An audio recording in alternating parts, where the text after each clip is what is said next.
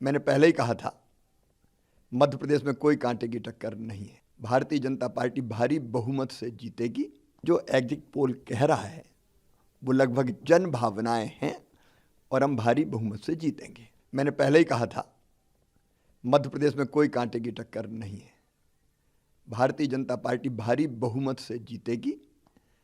प्रधानमंत्री जी के प्रति प्रेम, उनका नेतृत्व, अमित शाह जी की रणनीति, नड्डा जी का मार्गदर्शन, कार्यकर्ताओं का अनथक परिश्रम और हमारी प्रदेश की सरकार की अनेकों योजनाएं जिनने जनता की जिंदगी बदली है और विकास, ये स्पष्ट बताते थे कि भारतीय जनता पार्टी भारी बहुमत से जीतेगी।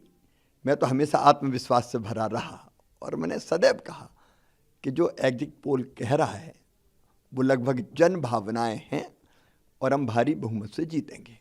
क्या लगता है लाडली बहना का कमाल है कि देखो, कांटे की टक्कर, लाडली बहनों ने सारे कांटे निकाल दिए, कोई कांटा बचे ही नहीं। मैंने ऐसा चुनाव नहीं देखा कि जहां हम जाते थे पुरुषों की भीड़ तो होती थी लेकिन उससे ज़्यादा बहनें आती थी, बेटियां आती थी, बच्चे भी आते थे और बहनों का जो लाड़ और प्यार मिला वो अद्भुत और अभूतपूर्व है। अभी भी मैं कई जगह जाता हूं तो बहनें दौड़ के जाती और ये कहती कि भैया अपन जीत रहे हैं। वो ये नहीं कहती कि बीजेपी की सरकार बनेगी कि आपकी सरकार बनेगी, वो ये कहती कि अपन जीत रहे हैं।